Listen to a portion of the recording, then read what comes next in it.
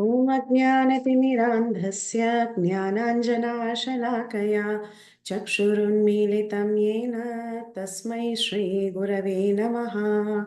मुखं करोति वाचालं पङ्गुं लङ्घयते गिरिं यत्कृपातमहं वन्दे श्रीगुरुं दीनतारिणं परमानन्दमाधवं कृष्णचैतन्यमीश्वरं नमां विष्णुपादाय कृष्णप्रेष्ठाय भूतले श्रीमते भक्तिवेदान्त स्वामिन्निति नामिने नमस्ते सारस्वते देवे गौरवाणी प्रचारिणे निर्विशेष शून्यवादी पाश्चात्यदेशतारिणे जय श्री कृष्ण चैतन्य प्रभु नित्यानंद श्री अद्वैता गदाधार श्रीवासादि गौरभक्तवृंदा हरे Krishna Krishna Krishna Hare Hare Hare Ram Ram Ram Hare Hare. We'll offer prayers to Valmiki Muni, Hanuman and Lord Ramachandra. कूजन्तं Ram रामेति मधुरं मधुराक्षरम् आरुह्य कविताशाखां वन्दे वाल्मीकिकोकिलम्. वाल्मीकिर्मुनिसिंहस्य कवितावनचारिणः शृण्वन् रामकथानादं कौनयाति परां गतिम्. वेदवेद्ये परे पुंसे जाते दशरथात्मजे वेदप्राचेतसाद् आसीत् साक्षात् रामायणात्मना. अञ्जनानन्दनं वीरं जानकी शोकनाशनं कपीशमक्षहन्तारं वन्दे लङ्काभयङ्करम्. मनोजवं मारुततुल्यवेगं जितेन्द्रियं बुद्धिमतां वतिष्ठं मातात्मजं वानरयुतमुख्यं श्रीरामदूतं शिरसा नमामि. आञ्जनेयमदिपाटनालनं काञ्चनाद्रिकमनीयविग्रहं पारिजाततरुमूलवासिनं भावयामि पवमाननन्दनम्.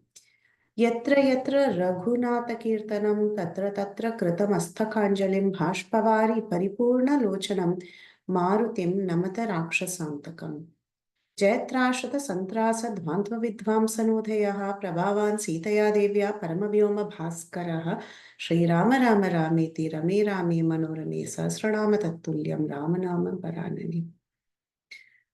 Hare Krishna, we are continuing our series on Valmiki Ramayana and currently we are studying Ayodhya Kanda. So before we get ahead with today's contents, I will give a quick overview of the entire Ayodhya Kanda, what we have covered so far. So the Ayodhya Kand begins with the most beautiful verse glorifying Shatrughna, Gachatamaatulakulam Bharatena Tatanaga, Shatrugno Nitya Shatrugno Nita Preethi Puraskrita. When Bharata, he went to his uncle's house to Kekeyadesh, and that time Shatrughna was taken along.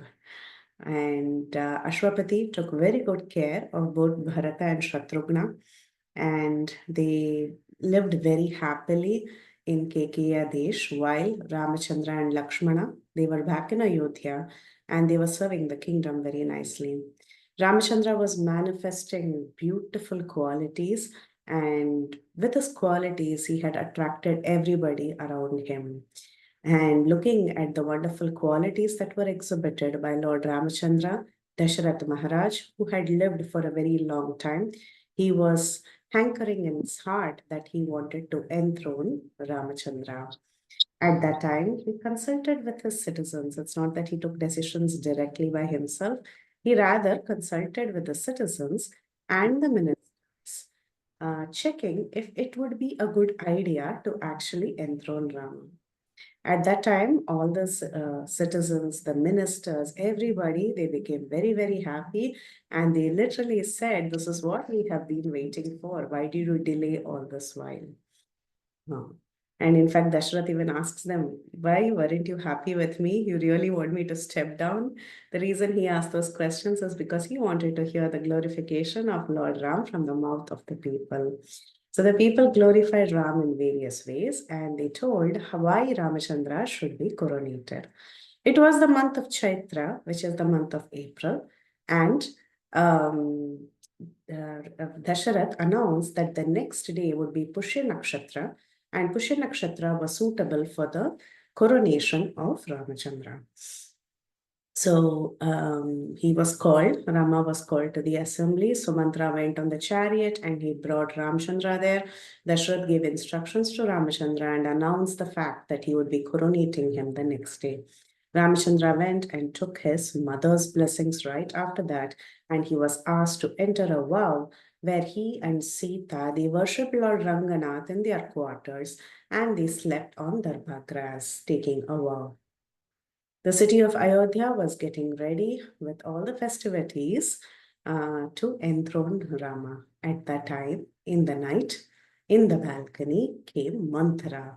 So, Manthara, who was actually a Dasi, who had come along with Kaikeyi at the time of marriage, was also a far off relative of Kaikeyi, saw all these beautifications that were happening, and she went and she asked another Dasi why all these preparations were getting done. So that Dasi said, "Don't you know Ramachandra is going to be crowned as the prince?" So at that time, Manthara, she goes and she calls out to Kaikeyi. She says, "Uttishta mude, hey fool, get up. Why are you sleeping? We are into such a big problem and you're just lying down as if there is nothing happening around you." Initially, Kaikeyi, she did not have any ill thoughts about Ramachandra getting the kingdom. But then eventually, Manthara brainwashed her to a point where Kaikeyi gave in and she was completely poisoned mentally by the words of Kaikeyi. So by the words of Manthara. So Manthara gave Kaikeyi an idea that she should go to the Kopagraham, which is also the palace of anger, and go and lie down on the floor. And when Dasharath approaches her, she should ask for the two boons. By one boon, she would ask Ramachandra to go to the forest wearing bark, and by the other boon, she wanted her son Bharat to be enthroned and become the king of Ayodhya. So, as per the plan, Dasharath comes and Kaikeyi asks for these two boons. Dasharath is shattered and he laments and he requests Kaikeyi, "I don't mind even enthroning Bharata, but I don't want Ramchandra to go to the forest. That is the worst thing that can even happen." But Kaikeyi did not give in. Then the next day morning, Ramachandra was asked to come, and while he came, all the citizens looked upon him so lovingly. But when he entered the palace, he saw that his father was fallen on the ground in a very distressed condition. He asked his father what happened, and Kaigeyi spoke about the two boons. She said, "Your father is hesitating to tell you this, but then the two boons that I had asked from your father is that by one boon you go to the forest right away wearing bark, and Bharat will sit on the throne with all the arrangements that has been done for your enthroning ceremony." So Kaikeyi, she was literally driving out Ramachandra, and Ramachandra said, "Just give me a few minutes. I want to go and pass on this information to my mother, get her permission, and also speak to my wife, Sita, and then I will go." So first he goes to the quarters of Kausalya and he breaks the news to her, and Kausalya laments in various ways. But then, though Lakshmana was exploding and Mother Kausalya was giving him various ideas how he should stay back, still Ramachandra, he did say that whatever happens, he cannot go against the word of his father, and he would be going to the forest. So then what happened? Uh, Kausalya was trying to persuade him, but then finally Kausalya gave in and she tied a beautiful, what is that, amulet that can help a person safely stay in the jungles. Because in the jungles, there are many poisonous creatures, there are many poisonous plants, like you have poison ivy, and so many other things. So this particular amulet, Vishalyakarani, it takes out poison. So she tied that and she gave him blessings. She sang prayers and she allowed him to leave. Lakshmana, meanwhile, was angry, but then Ramachandra, he goes on further into the palace of Sita. And he tells Sita that he would be leaving to the forest. But then Sita insists that she will go with him. But Ramchandra told about how difficult life would be in the forest and she should not come. But then Sita pleads, and finally she used the ultimate weapon and she said, Kim Tvamanya Vaideha Pitami Mithiladipah Ram Prapya Striya. So basically, she said, Ramachandra, are you a woman in the guise of a man? So you better take me along. And Ramachandra gives in and he says, Yes, Sita, I will take you. I just wanted to know your mind, whether you really wanted to come or not. So I was trying to convince you to stay back, but now I understand that you're very insistent on coming and we shall go together. So while both of them were standing together at that time, Lakshmana comes and he falls at the feet. He goes and he falls at the feet of both Sita and Ram, and he seeks their permission, saying that he wants service, so he wants to accompany them. This is the Lakshmana Sharanagati, and it was a grand success, and Lakshman was allowed to come. They gave various donations, and there was a story of a Brahman, not a Brahman, yeah, by the name Trijata, yeah. He was a very poor man, and how he acquired many cows and so on. And then finally, Sita and Ram were asked, actually Sita, Ram and Lakshman, the three of them were asked to dress in tree bark. And at that time, this was Kaikeyi's presentation to them. But then at that time, Dasharath, he cried and he said, look, I understand uh, this rule is for Ramchandra. He should be wearing tree bark and he should be going to the forest. But I cannot accept that our Kulavadhu, Mother Sita, should be wearing tree bark. And finally, it is convinced that she just takes saris and rituals and she goes. Okay. So technically, as per Valmiki Ramayana, it's not like what you see in the television serials where she is in a yellow color or a saffron color sari with flower jewels and things like that. She just goes with regular sari and jewels. Okay. And you will see this theme also consistent throughout the Ramayana. In various places, you'll find the symptoms of her being in a sari and some jewels. Anyway, then Sumantara, he also gets very upset with the whole thing and he talks about Kaikeyi. And he tells about Kaikeyi's mother and he says that you are just like your mother. And he talks about the story of how Kaikeyi's mother was responsible. She was even ready to forego the life of her husband just to know a silly secret. So Vasishta also said, actually, in fact, Sita can sit back and she can rule Ayodhya. And then finally, they actually go ahead and our Lakshman, he goes and gets blessings of Mother Sumitra. Mother Sumitra, she's a very wise and a very equipoised woman. She says, Ramam Dhasharatham Vidhi, Mam Vidhi, Janakatmajam, Ayodhya, Atavim Vidhi, Gachatata Yatha Sukham. So she gives them very good advice. Hey, go and remember that forest is Ayodhya and Sita is me, which is the mother, and Rama is Dasharath. So, and we saw different meanings of that one particular verse. The chariot started, they proceeded further. Dasharath fainted, Kausalya lamented, Sumitra consoled them, and the people started following Ramachandra and Sita and Lakshman.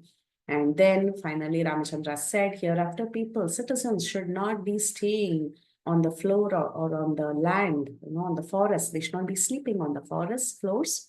So it is better they go back to the city. And he gave an idea. He told Sumantra to drive the chariot towards Ayodhya, and then, eluding them, he actually drove away into the forest. The citizens, because of the lack of attention, they were, I won't say cheated, but then they cheated themselves in one sense. And they had to go back to Ayodhya.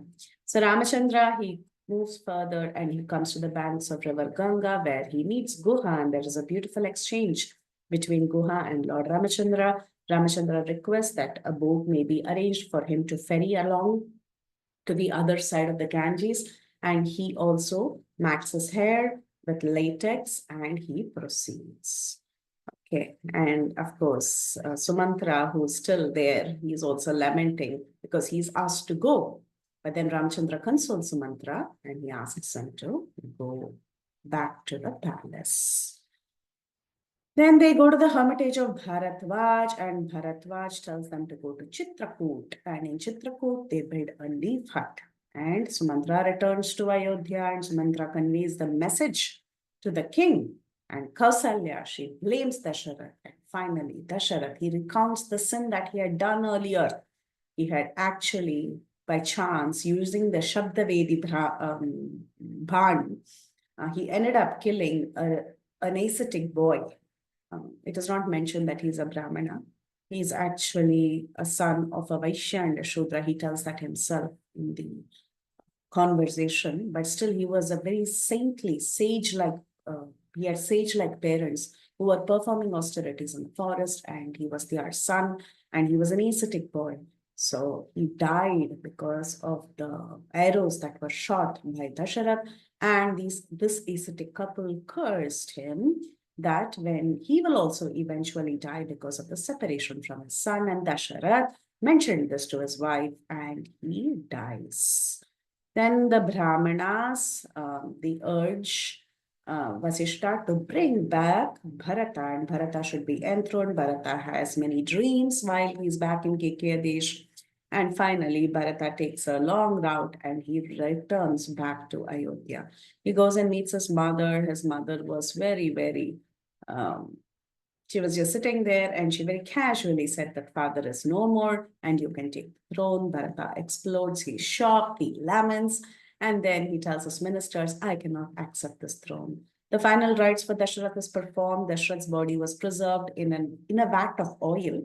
And eventually both Bharata and Shatrughna, they performed the rites. And after the rites were over, Shatrughna punishes Manthara by dragging her. But then Bharat stops Shatrughna and tells him that Ramchandra will not be happy if he hears about this, and Shatrughna leaves Manthara. Then Bharata gave instructions that everybody should leave. He had decided that an entire pathway should be created. And when Vasishta again asks him to take over the throne, Bharata says that you are our guide, you are our mentor, you are a Raja Rishi. You should be giving us good advice, don't you think? If I take this kingdom, it is equivalent to theft. So you should be teaching me this. So I will not take the kingdom. And Bharat proceeds with a huge army. So why does he go with a huge army? We also saw this because he wanted to bring back Ramachandra with the respect befitting a king. So he wanted to take a huge army and he wanted to bring back Ramachandra with all the respect that is due to a king, with full honors. So that is the reason he collects all the citizens, the mothers, the three mothers, they also move forward. And we saw that among the three mothers, Kaikeyi walked in the front. And Kaikeyi walked in the front because she was extremely guilty about what had happened. So in that guilt, she was ready to move fast and she moved in the front. And Sumitra was in the center because Sumitra was, as always, equipoised, while Kausalya, who had become very frail and who had become very emaciated in separation from her son, was walking very slowly and she was walking behind him. So like this, they all move further and finally they reach the bank of the river Ganges. And Guha, he spots Bharata. So I think we're starting from this slide today. I know I took a huge time, 20 minutes for summary, but I think every time we do summary, it's worth it because we get to remember the storyline and it helps. Sometimes I keep the summary short, sometimes I extend the summary. I'm sorry about that. But depending on what the content is for the day, I'll adjust that today and later. Anyway, so now they all came to the banks of the river Ganga, and Guha, who was the king of the Nishadas, he spotted them. So once he spotted them and he saw this huge army that was like an ocean, he got very worried. He also spotted the Kovidra tree flag. The flag of the Ikshvaku kingdom was the tree of a pomegranate. That was the symbol of the Ikshvakus. So he could spot that and he could understand that the king has actually come, and he could somehow sense that it was Bharat himself. And he thought that Bharata has come here with evil intentions. So he called on to his people and he told all his people, I think Bharat has come here with the entire army. Why did he bring the entire army and come here? Does he have evil intentions? Has he come to slay all of us because we supported Ram? Or is he coming to even kill Ram, who's the son of Dasharath? He's thinking that now we are helpless because Ram has proceeded further, understanding that maybe first he wants to attack us, kill us all, and then go and fetch Ramachandra and also attack Ramachandra. So, thinking like that, he gave command to all his people. He told his people that let 500 boats be arranged so that we can all get ready. If Bharata is going to attack us, we should all be ready to retaliate. So, but however, if Bharat is favorably disposed, if there is no fault in Bharata, then let us help him to cross the river Ganga very safely so that he can go and meet Lord Ramachandra. So, having said that, he walked further, and at that time he saw Sumantra. So, Sumantra, who's the wise minister and charioteer, he greeted Guha and he introduced Guha to Bharata. When he introduced Guha to Bharata, he said, this is the Lord who's surrounded by thousands of his people. This is the introduction of Guha that Sumantara was giving to Bharata. So Sumantara told Bharata, this Lord Guha, he's calling him Lord because he was the Lord of many people. He was the king of the Nishadas. So he said, this king of the Nishadas, who's surrounded by thousands and thousands of his own people, knows the Dandakaranya forest very, very well. All these lands are ruled by this Nishada king. More importantly, he's a very, very good friend of your elder brother. So till there is a beautiful comment that says that till the description and the glories of Guha was given, that he's a great king and he's got so much of property and he's got so much of men and so on, Bharata was the least interested. But then the minute Sumantara said, this is the friend of your elder brother, Bharata looked up very, very delighted. And he looked into the eyes of Guha. And he was taken, he was asked to speak to Guha. And then Sumantara also glorified Bharata to Guha. And hearing all this glorification, Guha actually welcomes Bharata. He understands in his heart that maybe he's not here with malicious intentions. So he gives a good welcome to Bharata and he says, Bharata, this entire place, consider this to be your house, as good as Ayodhya. And we are all your subjects. So think of us as your subjects and you come and stay in the servant's house. And he goes ahead and he offers various eatables. And he also tells, let the army also eat very well. I will arrange for their food. You can all halt here tonight. And tomorrow, with your troops, you can proceed towards meeting Lord Rama. But then Guha still, though that element of doubt had gone away from his head because he had heard about Bharata's glory from Sumantra, still Guha asks a question. He says that I see that you have brought an entire army. So seeing this entire army, a doubt has come into my mind. I hope you're not going to attack Rama in any way. So immediately Bharata said, please don't suspect me like that. Ram is my elder brother. Elder brother is like one's father. I look up to him as my own father. And I am going to get Ram back. That is the only intention why I have brought this entire army, giving him all respect that is due to a king. And Guha was very, very impressed. Bharata even asks, you just tell me how I should proceed, how I should go towards Bharatvaj ashram. I heard Ramchandra had passed through that place. I want to go there and then I want to go and find Ram. So seeing his anxious questions, Guha was so happy and he exclaimed, he told, I've never seen such a great person like you. You have been given the kingdom, but you're telling you don't want to enjoy the kingdom and you want to give it to Ram and you want to go and see him and bring him back to the kingdom. You are indeed the most glorious. So like this, Guha, he had a change of heart when he met Bharata and he gave a great hospitality to Bharata and his entire army. So Guha slowly, he reassured Bharat again and again because Bharata was feeling so much anxiety and separation from his brother. And Guha, wanting to give a good gift to Bharata because Bharat was such a sweet devotee. So, what is the best gift you can give another devotee? You can speak about the glories of other devotees. So, that is what Guha does to Bharata. So Guha tells about how Ramachandra came and especially how Lakshmana served Ramachandra.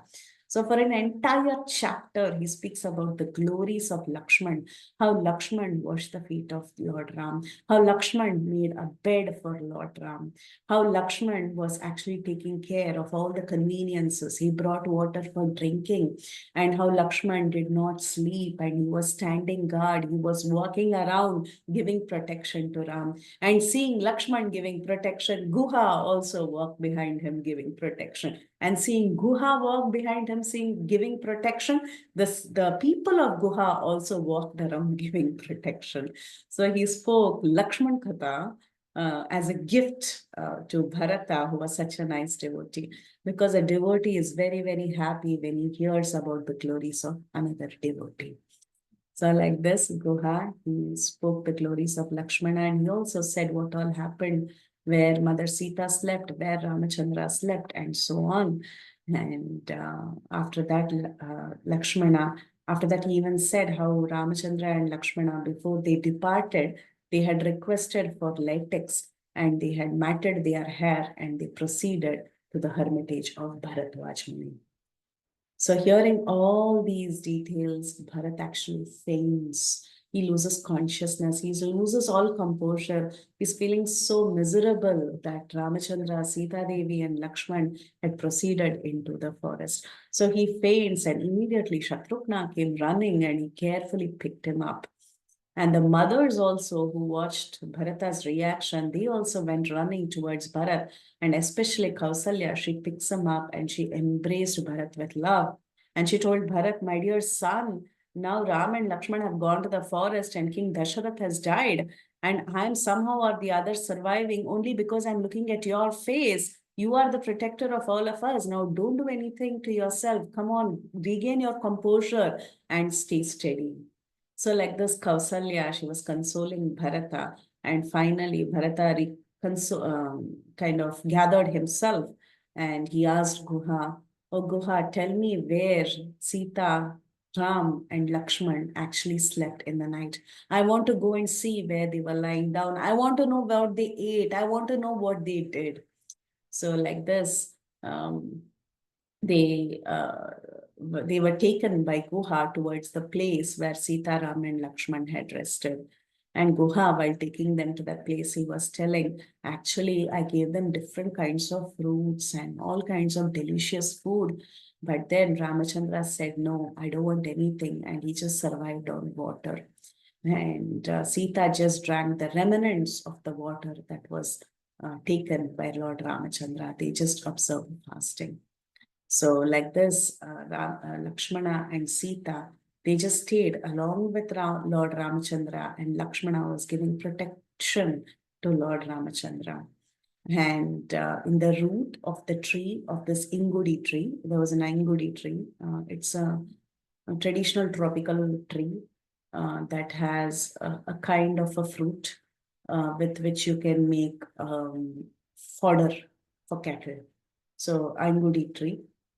So he showed the tree and he said at the root of this tree, on top of the grass, a leaf bed was made for Sita and Ram, and Lakshman made the bed, and Lord Ramachandra took rest there. And Guha and Lakshmana were guarding that area. This is a picture of the tree. So, seeing this, Bharata, he went at the foot of the tree and he was observing it very, very carefully. And he was telling to his mothers that this is the place where Rama and Sita slept on bare floor. Look at the condition of this great prince. He's fit to be sitting on the throne, sleeping on soft couches, but then rather he's been sleeping on the floor. And he said, even the daughter of Videha, she also had to sleep on the ground. That is so terrible. And he could see small gold particles on the blades of kusha grass. he could see that one side of the kusha grass was slightly bent. So he kept telling, oh, maybe Lord Ramachandra, while asleep, he had turned around. That's why the kusha grass is slightly bent in this direction.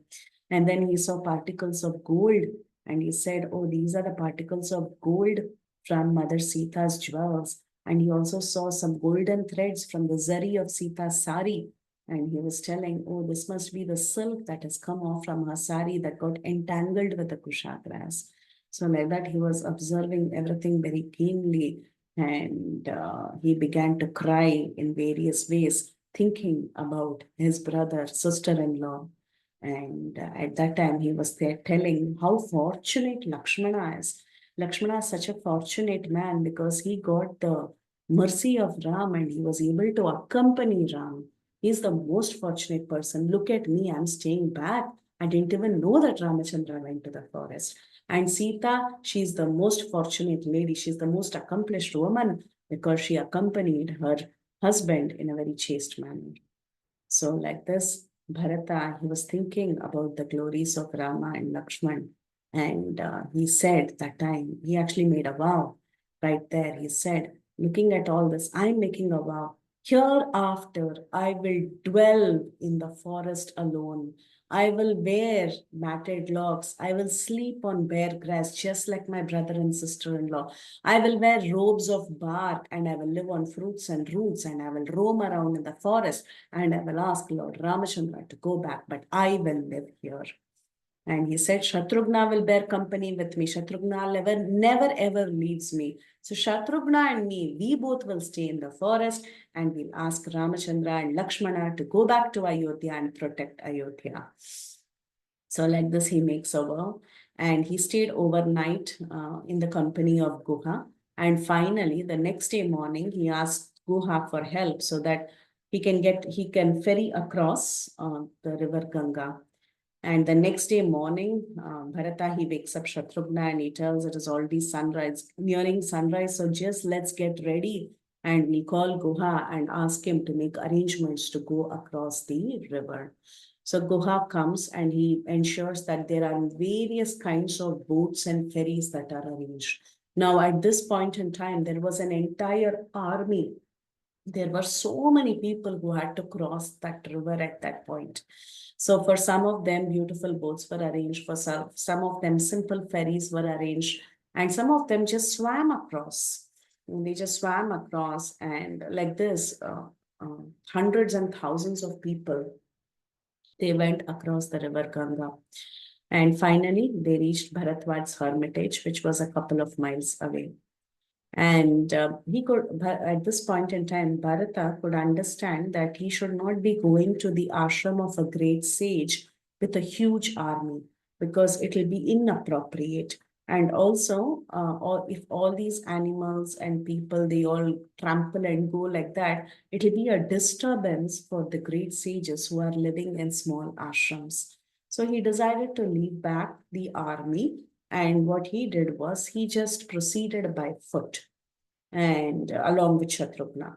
So, and keeping Vasishta in the front because he knew if Vasishta is there, Bharatwaj will definitely welcome them and talk to them. So, on seeing, so they proceeded further and they came up till Bharatwaj's ashram. And on seeing Vasishta, Bharatwaj immediately he rose from his seat and he asked his disciples to bring some water and he welcomed his guests. So he could also recognize Bharat at this point in time. And he asked Vasishta if this is Bharata, if this is the son of Dasharath. And Vasishta confirmed. And then Bharatwaj, he made enquiries if all was well in the city of Ayodhya, if everything was okay with the army, the treasury, the friends, and the counselors. Because when great souls, they meet kings, they obviously inquire if the kingdom was doing well. And now he understood what had happened. Bharatwaj could already understand what happened. So of course, he also met Lord Ramachandra. So he knew everything and he could understand this is Bharata. So specifically to Bharata, he was asking if everything was well. And the other thing that the reason why Bharatwaj was directly inquiring these things to Bharat was because Bharatwaj also knew the fact that Dasharath had passed away. Ramachandra didn't know. But Bharatwaj, being a great sage, he could understand that Dasharatha was dead. So he did not speak a word about Dasharath, but he was inquiring about Bharata and how Bharata was maintaining the kingdom. Hmm. At that time, Bharata said, all is well. And Bharata, in turn, he was asking about the well being of the great sage. And after this exchange of conversation about each other's well being was done, then Bharatwaj asked with a doubt, why have you come here, Bharat? What happened? You must be happy ruling the kingdom. Instead of ruling the kingdom, what makes you to come here to the forest? And and even at this point, Bharatwaja Muni, he also says with a doubt-filled mind that I hope you're not here to cause any harm to your elder brother, thinking that your elder brother will cause some hindrance for your enjoyment of the throne. So he says the same words like how Guha had suspected him. So it appears that Bharata was suspected by everybody, and this was very painful to Bharata in various ways. Because we discussed in the previous class also, the meaning of Bharata is one who holds the Bhara. But in the initially, when Bharata was born and we discussed the meaning of his name, we said Rajya Bharanatiti Bharata, the one who's holding the Rajya Bharam. But actually, he did not hold any Rajyabaram. The Rajyabaram was eventually held by Paduka. So here, what is the bharam or what is the weight that Bharata was holding? The weight that he was holding is the weight of blame.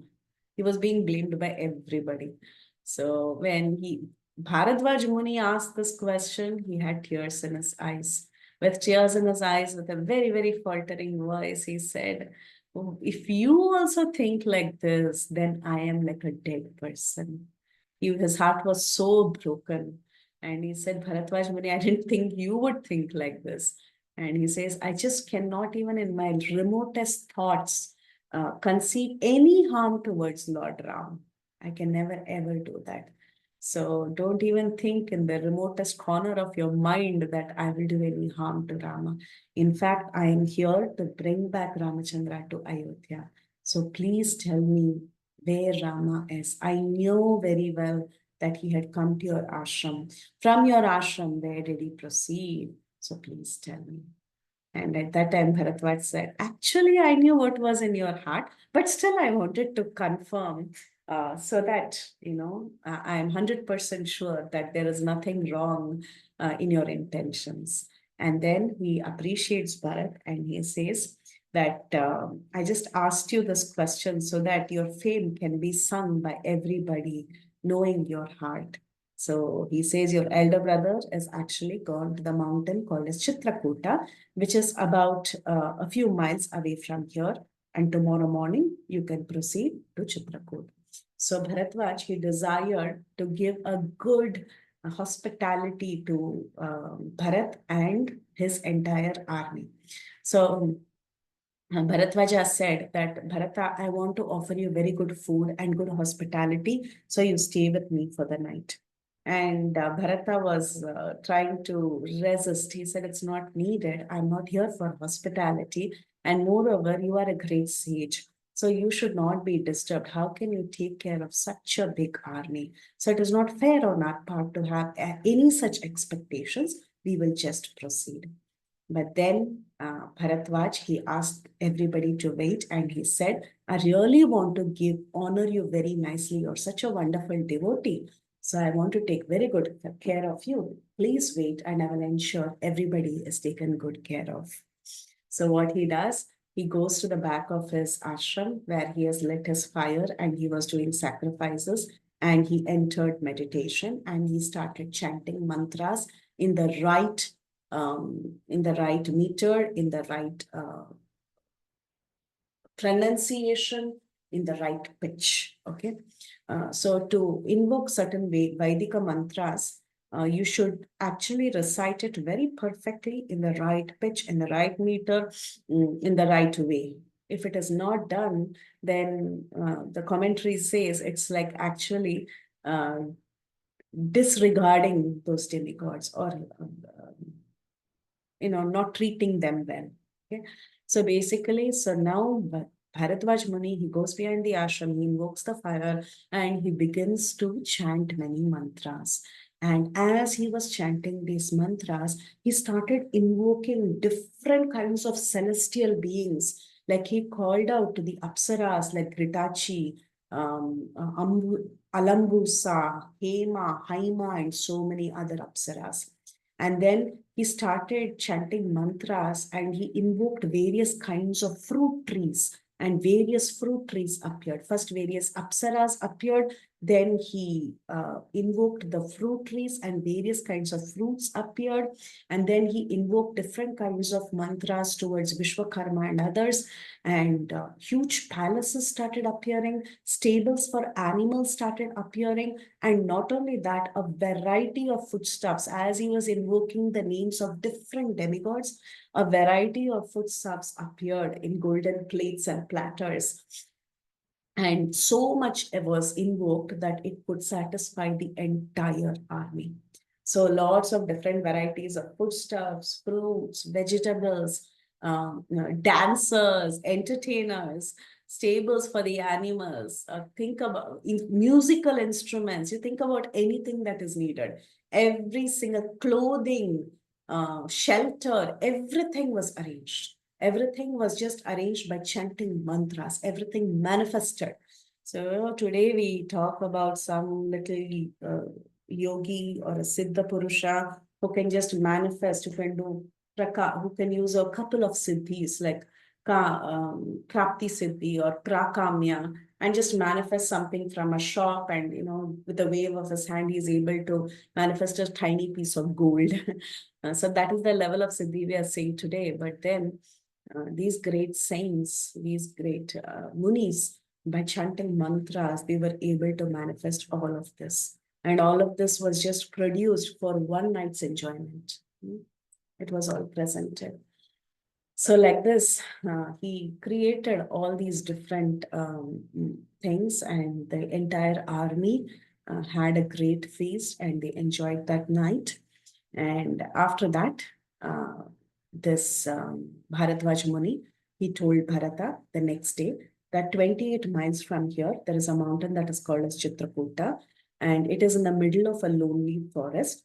And if you walk towards the northern side, you will find the river Mandakini. And from there, you can see Chitrakuta mountain. And there, Ramachandra, Sita Devi, and Lakshmana, they are living in a hut made of leafy twigs. This is sure, so you can proceed there. So Dasharatha's wives, they also wanted to pay their respects to Bharadwaja Muni and gather his blessings. So they got off the palanquin and they went and they fell at the sage's feet. Especially it is mentioned, Kaikeyi, she goes and she falls at the feet of Bharadwaj. At that time, Bharadwaj, he asks Bharata to tell about the three mothers, who the three mothers are, and he identifies each one of them. He says the one who's very frail and emaciated is Kausalya, and the one who's clinging on to the left shoulder of Kausalya, because Kausalya was not able to even stand steady. So the one who was giving support from the left shoulder is Mother Sumitra, who's the most fortunate and the wise woman. And finally, he showed this is Mother Kaikeyi. And he says, she is the one who's the cause of everything. It is her fault that the two tiger among men, Narashardula, Lakshmana, and Ramachandra, have been put to this miserable existence. It is because of her that King Dasharath actually became deprived of his son, and in separation from his son, he even died. And then he says that she's the one who's impudent, who gets irritated fast, who's arrogant, who thinks herself to be very great, who thinks she's very, very good looking, and she's covetous of power, and she's got all these different wicked qualities. And she is the root cause of the entire misfortune that all of us are going through. So he was breathing heavily and sighing, and he was talking about Kaikeyi like this. At that time, Bharadwaj, he gave a good advice to Bharata. He said, Bharata, don't speak like that. Kaikeyi actually need not be accused by you so heavily. Oh, it is only because of Kaikeyi that the exile of Rama was possible. And don't think so bad about the exile of Ram. Because of the exile of Ram, many good things are about to come. It is going to be the cause of ultimate happiness for so many people. So don't keep scolding your mother. So he was a great sage. He was able to see the past, present, and future. So he told Bharata, in the future, so many people are going to be benefited because of this exile. So don't unnecessarily blame your mother, Kaikeyi. So, like this, he says, demons will be conquered, many people will be purified, and so many sages will be benefited. So, think about it and stop accusing her all the time. After hearing this good piece of advice, Bharat was very satisfied. He pays his obeisances and he was ready to leave. So then he proceeded, the entire troop, they proceeded and they went on to some distance, and then they could see some beautiful woods. And looking at the beautiful features of that place, Bharata, he thought this is the place that Bharatvaj had spoken about, seeing all the symptoms. This mountain in the distance that I see, that should be Chitrakuta. And I think there is a river that is running here, and this should be River Mandakini. So he was able to understand that this is the forest that Bharadwaj was talking about. So Bharata, he sent forth some of his people to check out if this is the real forest that they have to actually enter. So he sent a few people and he asked them to go and check out what else they could see. So these few people, they entered the forest and they could see smoke rising from a distance. And they came and they reported to Bharata saying that it appears some people are staying there and there is smoke that is appearing to be reaching the skies, which means Rama, Lakshmana, and Bharata should have been stationed there. Maybe they have built their huts there and they are residing there. So then Bharata was very satisfied and he told that you all don't have to come with me, don't proceed any further, but I will go along with Sumantra, Dhriti, and Shatrughna, and we will go and check out what is happening there. Meanwhile, scene change. What was happening in Chitrakoot? What was Ram and Sita Devi doing at that time? So, meanwhile, Rama was showing the beauty of the Chitrakoot mountains to Sita Devi. So he was calling out to Sita and he was telling, look at this beautiful mountain, Vaidehi. This looks so beautiful and it is giving so much peace to my distressed mind. In fact, I'm not even missing the kingdom. Look at the mountain that is full of birds, minerals, different types of trees like mango trees, rose apple trees. And I even see Vidyadharas and Kinnaras sporting. In fact, Sita, if I have to live with you and Lakshman in this place, in fact, grief will not even come near me. We three can stay very happily in this place. So constantly he was asking Sita, are you happy? Is the mountain a nice place for you? Are you contented? Is everything okay? So like that, he went on inquiring from Sita, is this giving you happiness? Is the atmosphere very pleasing for you? And so on. Then he began to describe the beauty of the Mandakini River. So he was talking about the beauty of Mandakini River, telling that it's so gorgeous. Look at this beauty. It is filled with multicolored beaches. There are swans, deers, flowery trees on the banks. It is so fragrant. And look at the sages. They are taking dip in this holy river. So we should also refresh ourselves, taking dip here and enjoying this beautiful place. And I can see herds of elephants and monkeys coming to drink water here. So like this, Rama and Sita, they were talking and they were discussing about the beauty of the place that they were residing in. So like this, then Ramachandra, he got something for Sita to eat. And while Sita was eating and satiating her hunger, at that time, suddenly Bharata could see the dust that was raised by the clamor of, Lakshmana, Ramachandra and Lakshmana, they could see some dust that was raised because the army had come quite close and then they were stationed. Okay. But inside the interior, Bharata was walking. But the army had come quite a distance and the army had raised huge dust because there are hundreds and thousands of people that were coming, right? So seeing all this dust that was raised, and the beasts were running away because so much sound and so many people were coming, there was some disturbance. So Ramachandra could immediately understand that something is wrong, and he called out to Lakshman and he said, "It appears that somebody is coming, and it appears that actually a lot of people are coming, and there is so much disturbance, and the animals are running away. So Lakshmana, find out what's happening. I want to know who has come, what's happening. Is everything okay here?" So then Lakshmana quickly he ascends a shala tree to see if there is any activity that is happening. So Lakshman, he climbs up that shala tree and he sees towards the eastern direction and then towards the northern direction. And there in the northern direction, he saw a huge army full of chariots and elephants and foot soldiers. So Lakshmana, he got scared and he informed Ram that I see a big army full of horses, elephants, and chariots, and they are decorated with flags. And immediately Lakshman had this thought that this should be Bharat, and Bharat is coming to attack them. So he called out to his brother and he said, "Extinguish the fire," because Grihasthas, they continue to perform different Shrauta yajnas.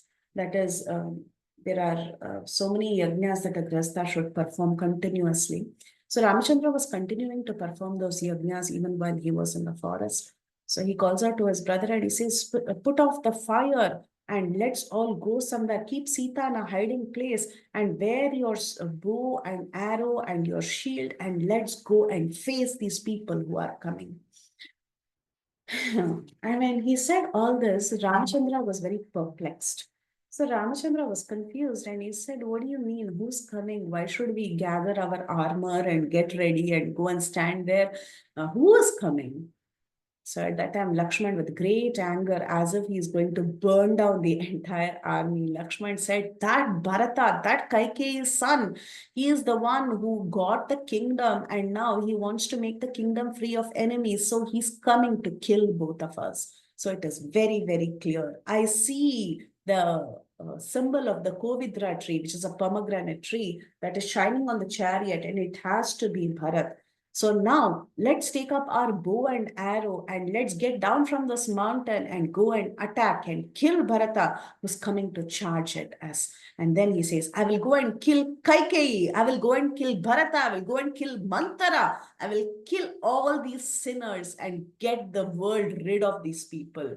And today I will fill Chitrakoot with the blood of these sinners. And by killing Bharata with all the entire army, I will get this great forest rid of the world's greatest sinners, and I will discharge the debt to my bow and arrows because I've been having these bow and arrows and I've not used it enough. I will go and use it today."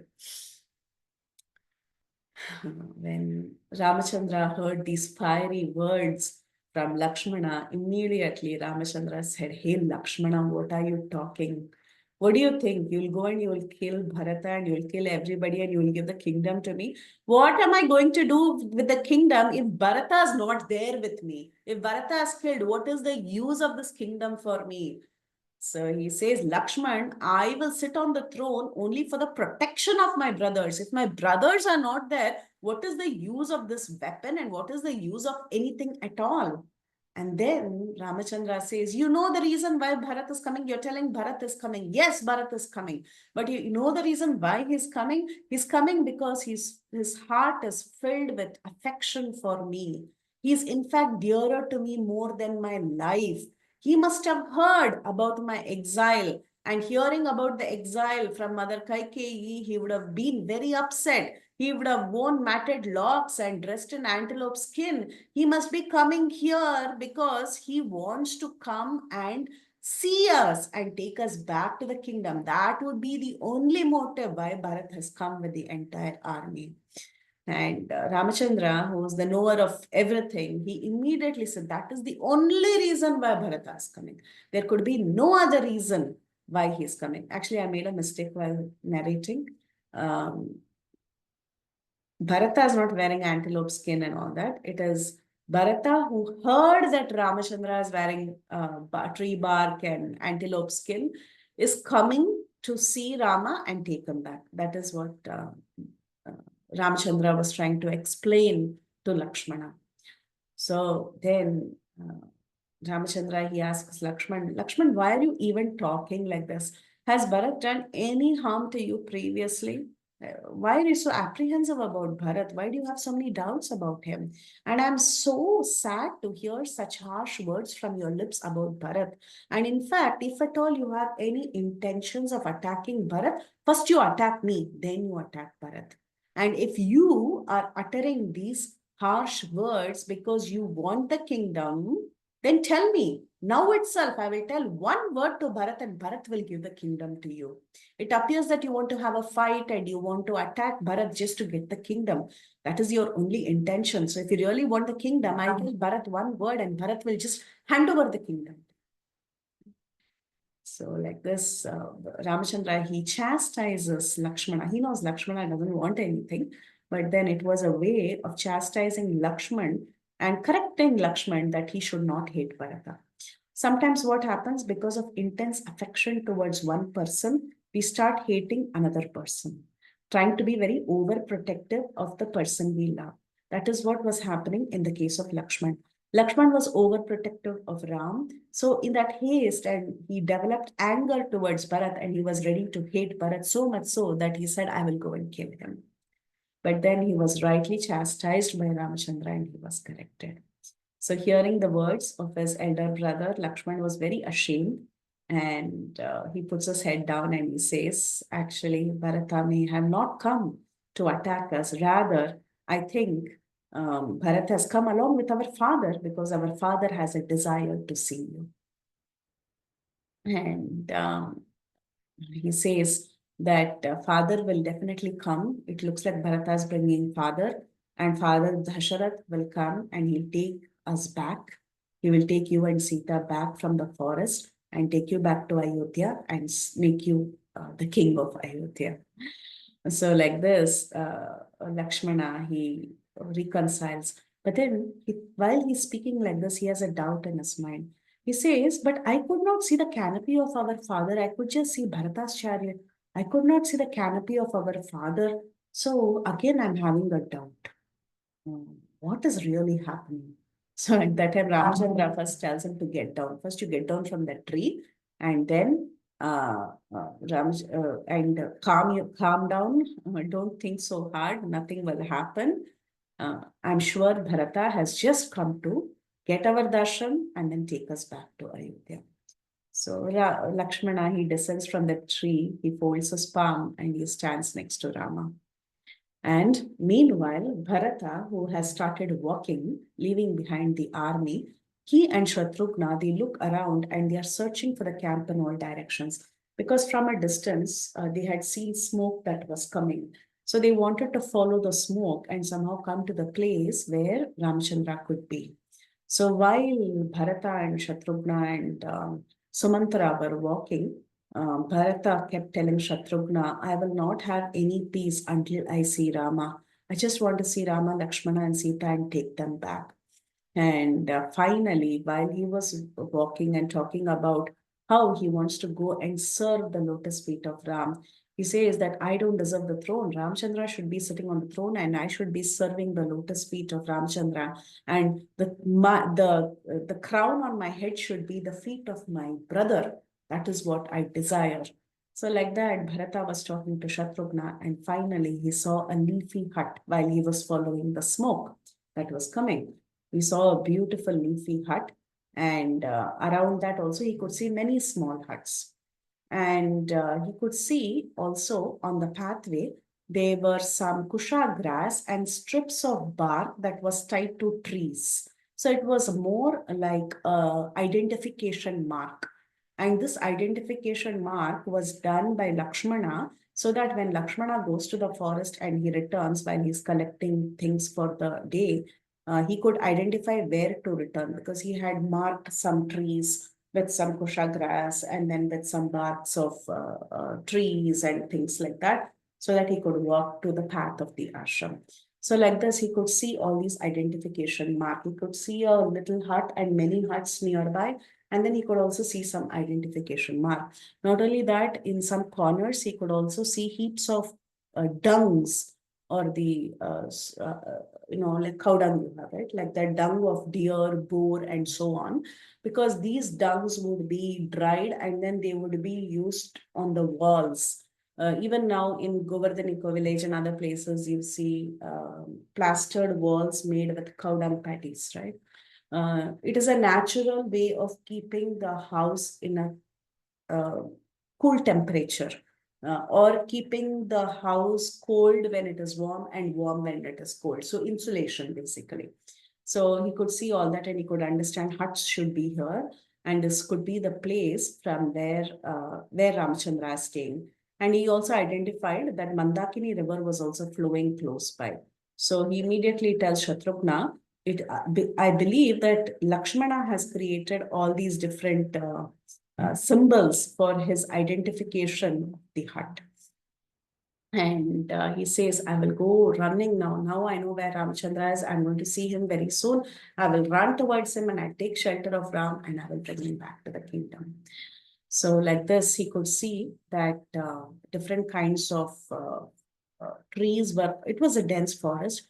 There were a lot of trees. There were blades of kusha grass that he could see that was used for sacrificial performance. And finally, he saw a very, very beautiful hut that was created by the leaves of various trees. It had blades of kusha grass and there was sacrificial performance. There was a fire that was lit close by. He also saw that arrows and bows made or plated with gold were on top of the roof of these leaf huts. So when he saw this particular hut, he could understand that this should be the hut where Ramachandra, Lakshmana, and Sita are residing, because he could see the marks of a Kshatriya as well. Not only did he see a leafy hut, he also saw bow and arrow on top of the hut. So when he saw that, he immediately understood this is where the brothers are. And not only that, in the northeast corner also, he saw the sacrificial fire that was burnt by Rama, where he was doing the Shrauta Yajnas as per Shastra. And he was looking very anxiously because he had almost reached the spot where Lord Ramachandra was. So he saw the hut, he saw the sacrificial fire, and he looked very keenly. He started walking further and he looked close, and there finally he spotted Lord Ramachandra. So this is the beautiful verse where he spots Lord Ramachandra. Tam tu Krishna ajinadaram chiravalkalavasasam tadarshe ramamasinam abhita pavaka upamam. So Bharata, he sees Ramachandra, who was dressed in antelope skin. He was wearing robes of bark. That is, on top, the top part of the cloth was antelope skin or deer skin. And on his waist, he had the bark of trees, and he was sitting in front of the fire. His neck and shoulders were like lion, and his arms resembled and eyes resembled like a lotus. And he was the supreme lord who was sitting down with dharba grass in his hand along with Sita and Lakshmana. This is the very beautiful description of Bharata seeing Ramachandra. Then Bharata, when he saw this beautiful sight of Ramachandra, actually his heart was choked with emotions. He could not imagine seeing Ramachandra in such a terrible condition in the forest. Of course, Ramachandra was looking very beautiful, but still Bharata couldn't contain himself because he didn't want to see his brother in such a condition. And he was screaming out. He was telling, my elder brother, who's fit to be honored in an assembly of ministers in the palace, is now served by wild beasts in this jungle. He used to possess so many different articles and apparels and nice jewels and robes, and now he's wearing matted locks of hair and he's wearing tree bark. So he was thinking like this, and he was lamenting And he went out crying. He went running, crying out, "Oh Arya, oh Arya, oh great personality, oh Ramachandra." And he goes and he falls at the feet of Rama. And Shatrughna was also weeping. Shatrughna was running behind Bharata, and he also went and threw himself at the feet of Rama. So both of them, they fell at the feet of Ram and they were crying miserably. And Rama and Lakshman, when they saw the two brothers fall at the feet, they were very, very surprised. And everybody around, they saw the scene. There were some sages and so many others who had gathered there, seeing these two people come. And they were looking at the scene where the two brothers were crying out to Ram, and they went and fell at the feet. It was appearing like as if the sun and the moon was conjoined with Venus and Jupiter. The sun is Ramachandra, moon is Bharata, Venus and Jupiter is Bharata and Shatrughna. Moon is Lakshmana, Venus and Jupiter is Bharata and Shatrughna. So it appeared like all these big grahas had come together. So like this, Ramachandra, he saw his dear brother Bharata who had come there. When Rama saw Bharata, he saw Bharata with matted locks. He was wearing the robes of tree barks, and he had joint palms, and he was lying on the ground looking at the beautiful face of Ram. So looking at this beautiful face of Bharata, Rama raised him and he embraced him, and he picked him and put him on his lap. He placed Bharata on his lap, and smelling his head, he began to speak to Bharata. So it is said that the elder brother is the father. He takes on the role of the father. So seeing that Bharata had come all the way out of intense affection, he embraced his younger brother and put him on his lap, and he smelt his head, and he said, "Oh Tata, oh my dear darling, where is our father?" This is the first question Ramchandra asks when he sees Bharata. He says, "Where is our father? How come you have come to the forest?"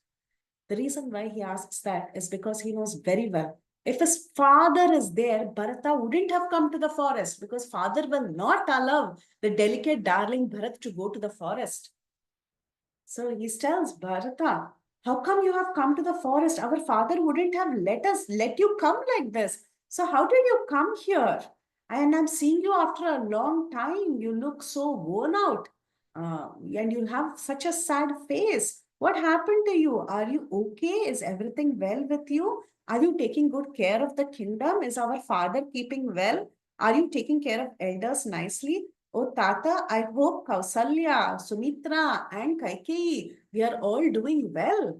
And I hope our ministers are taking care of the kingdom very nicely. I hope you're consulting well with them. I hope Suyagnya, Vasishta, Sudhanva, all of them are giving you good advice. I hope you're taking the advice of Brahmanas. I hope you're sleeping on time and waking up early and taking care of the kingly duties. And I hope you go to wise men when you have questions, and you don't take decisions by yourself in difficult matters. It is always good to consult with superiors before you take decisions. Are you treating the subjects very nicely? Are you taking care of refugees? Are you giving respect to women? Are you keeping away impostor gurus who, in the name of being a guru, teach you to go against the Vedas? Are you keeping those people away?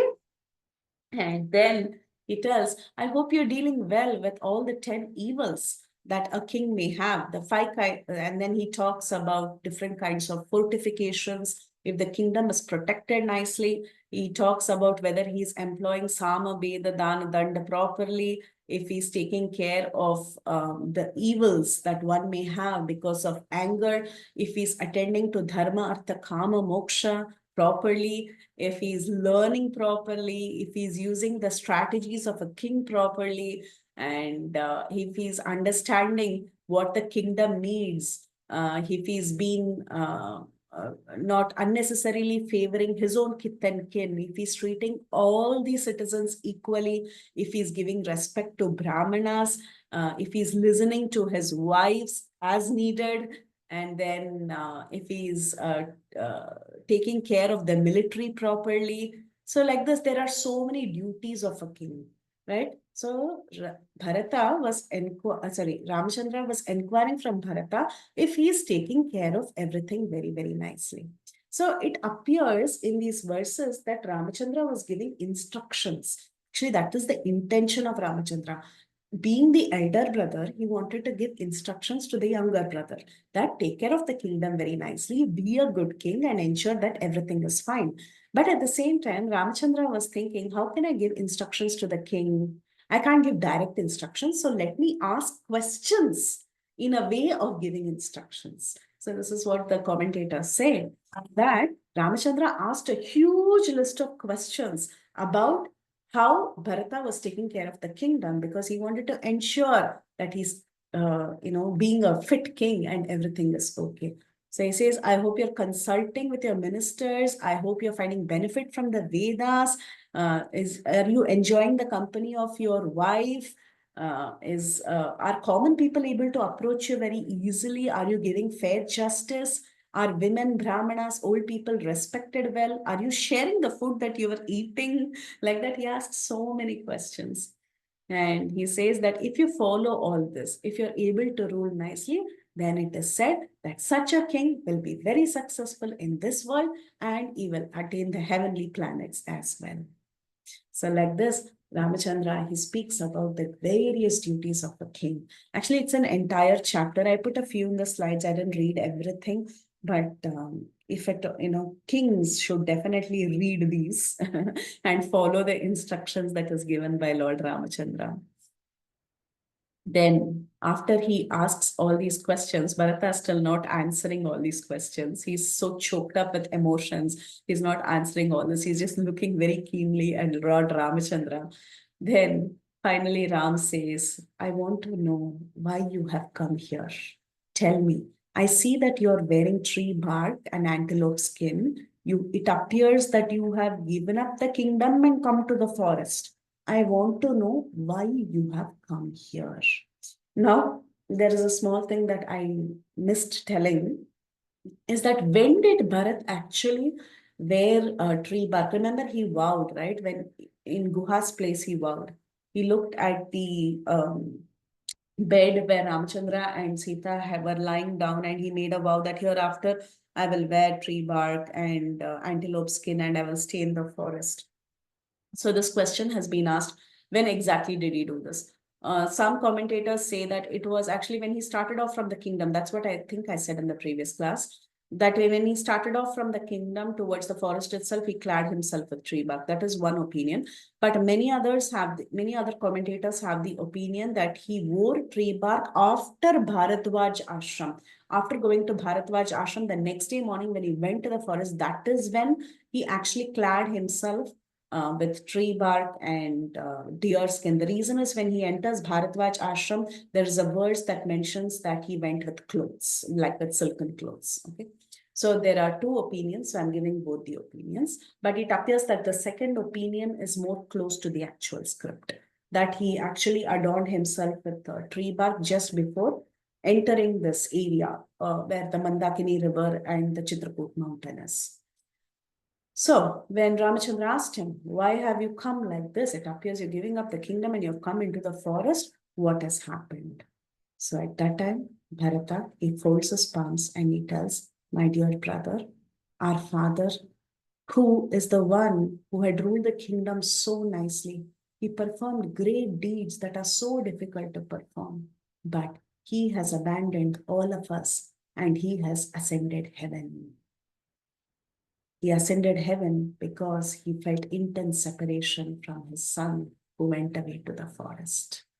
Urged by his wife and my mother, Kaikeyi, my father ended up committing this great sin of sending you away, and hence he lost his own reputation. And out of separation from his son, he eventually died. So, and Bharata says, after he died, I had been asked to take up the kingdom. But what is the use of the kingdom? But the greatest kingdom that I can get is that I can be your servant. Being your servant is the greatest favor that one can get. The greatest Rajya that one can get is actually the Rajya of Kankarya, service. That is the greatest kingdom one can acquire, service to the Supreme Lord. That is what I desire. And I have come to attain that kingdom, abandoning the material kingdom that I was given. So like this, he said, Dasharath has now given up the world. He has gone on to the higher planet. He has moved on. And the culture of the Ikshvakus is that the elder son should actually become the king. So abandoning that place, dressed in tree barks, I have come seeking your lotus feet. I am now your servant and I just want to stay back in the forest. If you are going to stay here for 14 years, I will stay here serving you. Or I will stay here and you will go and you will adorn the throne of Ayodhya. Okay. And Ramachandra, he embraces his brother again and again, and he tells that this is not what you should be doing. And actually, at this point in time, Ramachandra, when he heard the death of his father, the very first reaction when he heard the death of his father is that actually he faints. He faints and he collects himself. He gathers himself, and then he tells Bharata that you are the one who's fit to be the king, and you should actually keep the kingdom. I have taken on the vow of that my father had told me that I should stay in the forest, and I will continue to stay in the forest. So, like this, we will stop here. Just the scene where Bharata breaks the news that father is dead.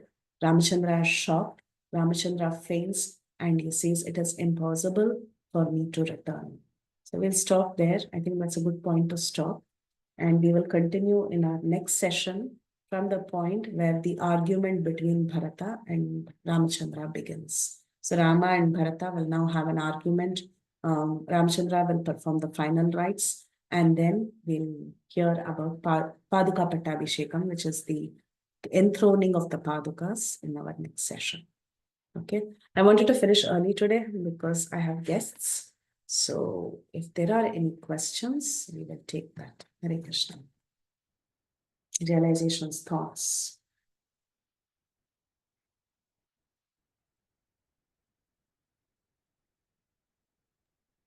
Hare Krishna Mataji, Danda Pranam. Thank you for this wonderful class, Mataji. Very beautiful explanation of how Bharata went to meet Lord Rama. And I did have one question. So they see the marks of the Lord on their hut in Chitrakoot, right? So like the bow and arrow, why is that kept on top? Or where was it that Bharata could see from a distance? No, just like if there is a hut, you have a hut like that. So they had placed their bow and arrow on top, shield, bow, arrow, all that was placed. Like a All stand up the roof? on the roof, yeah. Like a stand, you know. Oh, okay, very nice. Yeah. Very, very, we could visualize, how the whole pastime as you're speaking. Very, very beautiful. Hare Krishna. Thank you, Mataji. I wanted to dramatically stop, but then I got carried away by switching to the wrong slide. Oh. But anyway, that's okay. Yeah. Mhm. Mhm. Any other questions? Dandapram Mataji, Haribo. Guru Prabhu. I have heard that when Bharat approached Gu, Gu presented him with a gift of a fish and fruits like that. And then he wanted to test. Is this mentioned in Valmiki like that or no? Okay. I know we have been going back and forth with this meat eating point.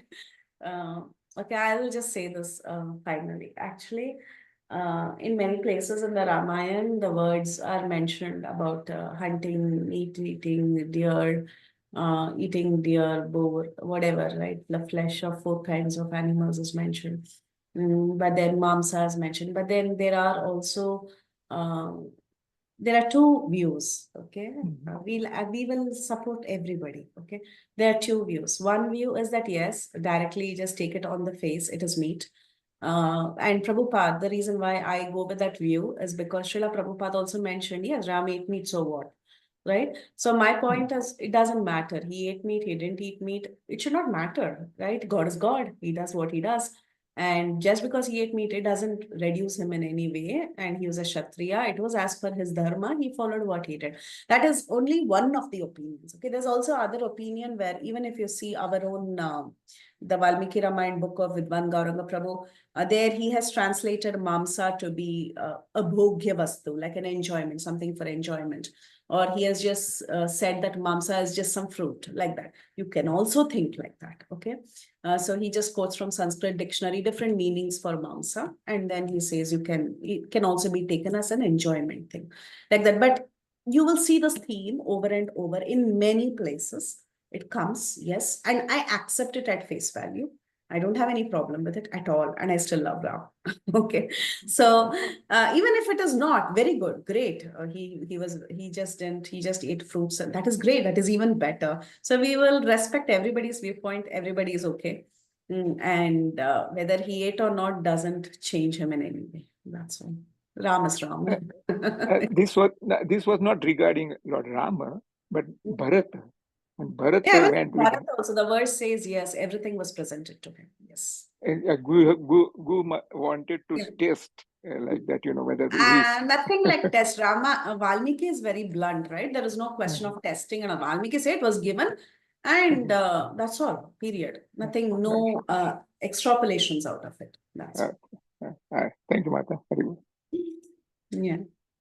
Yeah, but yeah, whatever it may be, depending on the sentiment of the listener, I would say these are fine sentiments that we like to have, and nothing wrong. If we want to believe Lord Ramachandra, yes, he did not. That is very good. Let us stick to that. Like Vidwan Gauranga Prabhu, everywhere he translates it and he tries to specify that it's just like fruit or something like that. That is great. Yes, let's go with that. That way, nobody's sentiment is hurt. But even if it is otherwise, my point is, it doesn't matter. Again, and your question about testing, it's not there in Valmiki Ramayana, but Valmiki does mention it also. Everything was presented to that. Yes. Thank you again. Very good. Thanks. Hare Krishna, Mataji. Dandavat Right. pranams to you again, Mataji, for a wonderful, wonderful session. I just wanted to kind of share that I don't know, I'm not an authority, but I had heard that the meat that is being described in this Ramayana, they used to eat jackfruit because jackfruit is a substitute for meat. Sure. Yes, jackfruit is substitute. Urad dal vada substitute. Yes, that's substitute for meat. Yes. So I had just heard this version. I don't know. And I also came across many, many videos from our ISKCON preachers who say that that it's not meat that he ate, because there was a controversy in between, where in some movie they say in South India they were kind of criticizing Lord Ram that if he eats meat, why can't we eat? I don't want to say the name of that movie. It's from it was in Tamil. That's what I had heard. And then many after that movie, many videos came up from our ISKCON, our preachers, that to defend that that's not true. So I mean, I'm just sharing this. I'm not kind of claiming anything, but this is what I came across. Definitely, Mataji. We can choose. We can. I mean, it does. You know what? It's okay. Fine. I know it's okay. I mean, but still, I mean, it's Lord Ram, and I don't want anything negative about him. That's it. That's all I know. I cannot hear anybody criticize him. I mean, that's period for me. So That's a sentiment of a devotee, which is good. yeah, I can't hear. I can't bear it. So yeah, thank you so much, Mataji, again for a very wonderful session. A little short for me, but it was wonderful, Mataji. Thank you so much. Hare Krishna. Thank you, Mataji.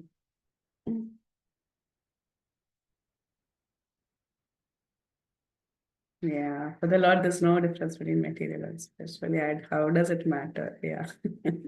I see one hand raised by Parima Mataji. I'm not sure if she has question or she already asked. She's the one who spoke now. Okay, all right. She's feeling so bad. She's the one who spoke. She's been feeling bad for a while. Yeah. Same thing when Kirtida Mataji was telling, I can't take it. I said, yes, that's how it is. We are devotees, so happens. Yes, Aruni Mataji. Hare Krishna, Mataji. Somewhere, one of the preachers said that Kekai really did not want to do this. She was told by Ram Chandraji to do this, and he was very thankful to her. So she really wasn't to blame that she did it at the instruction of Ram Bhagwan. Have you heard that? There are many versions, Mataji, many retellings, many versions, many devotees of the Ramayana who like to, kind of justify, which is, I'm not saying it's wrong. It's just their sentiment. That's all. That's fine. Yeah. But there's nothing like that in Valmiki Ramayana. Okay. Thank you. Hare Krishna. Hare Krishna. Yes, Hemangi Gopi Mataji. Gopi. Hare Krishna Mataji, thank you for this wonderful storytelling session. I love it. I think I might have forgotten, but I just wanted to know how old was Rama and Bharata at this point? 24, 25. Oh, okay. Thank you, Mataji. Hare Krishna. Yeah. 12 years marriage plus 12 years in the kingdom. Yeah. 24. 12 plus 12, 24. 24 to 25, that age. And they were close in age, right? Like the two of them? Yeah. They were just one nakshatra apart. It's almost like the next day. Oh, thank you, Mataji. Hare Krishna. Hare Krishna. Okay. So if there are no other questions, comments, realizations. Yes, Aruni Mataji, you spoke? Yeah, I think you spoke. Mangi Mataji, sorry. Yeah. Okay. We can end the call here. Vancha kalpatarubhesha kripasindhubhyo पतितानां पावनेभ्यो वैष्णवेभ्यो नमो नमः। Namo Namaha. Srila Prabhupada की जय, अनंत कोटि वैष्णव की जय।